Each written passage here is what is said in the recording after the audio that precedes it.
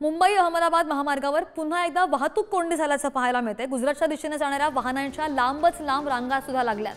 भर पावसामध्ये काँक्रिटीकरणाचं काम सुरू आहे आणि 8 ते 10 किलोमीटर पर्यंत मोठी वाहतूक कोंडी झालेली आहे। नागरिकांचा महामार्ग प्रशासनाविरोधात संताप पाहायला मिळतोय। मुंबई अहमदाबाद मार्ग हा पाहतोय आपण आणि 8 ते 10 किलोमीटरच्या रांगा लागलेल्या आहेत। नागरिक संताप व्यक्त करतायत महामार्गाच्या प्रशासनासंदर्भात। मुंबई अहमदाबाद महामार्गावर ही वाहतूक कोंडी झालेली पाहायला मिळते। काँक्रिटीकरणाचं काम सुरू आहे आणि त्यामुळे ही वाहतूक कोंडी झाल्याची माहिती समोर येते। हा जो मार्ग आपण पाहतोय गुजरातच्या दिशेने जाणारा आहे आणि त्याच मार्गावर 8 ते 10 किलोमीटर पर्यंत लांबच रांगा लागल्यात।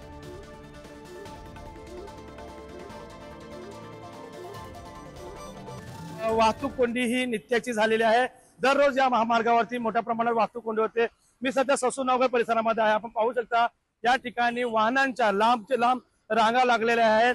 घोरबंदर पासून ते चिंचोलीपर्यंत हा 8 ते 10 किलोमीटरचा वाहतूक कोंडी झालेली आहे आणि त्यामुळे हा संपूर्ण या वाहनधारकांना त्रास सहन करावा लागत आहे। यामध्ये दररोज प्रवास करणारे वाहतूक जे व्यवसायधारक असतील, रुग्णवाहिक असतील, शालेय विद्यार्थी असतील, यांना सुद्धा यामध्ये फटका बसतोय। मात्र एरियाच्या प्रशासनाकडून ह्या कामाचं दुर्लक्ष केलं जात आहे आणि हे काम संत गतीने होत असल्याने नागरिक देखील संतप्त झालेले आहेत। मात्र या आपण पाहिलं महामार्गाची परिस्थिती, या ठिकाणी मोठमोठे खड्डे पडल्याने या वाहनांना या खड्ड्यातून मोठी कसरत करावी लागते। त्यामुळे आता ह्या वाहनधारकांना या होणाऱ्या त्रासाबाबत यांची दखल मात्र कुठल्या प्रशासनाकडून घेतली जात नाहीये। मात्र विरारच्या रेसॉर्ट दुर्घटनेत मुख्यमंत्र्यांनी तातडीने कारवाई करण्याचे आदेश दिले, परंतु या महामार्गावरती अनेक नागरिकांचे बळी गेले, अपघात झालेत।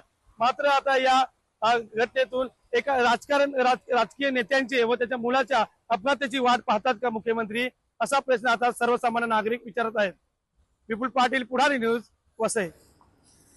त्यामुळे महामार्गाकडे मुख्यमंत्री शिंदेंनी लक्ष द्यावं अशी मागणी सुद्धा आता नागरिक करतायत।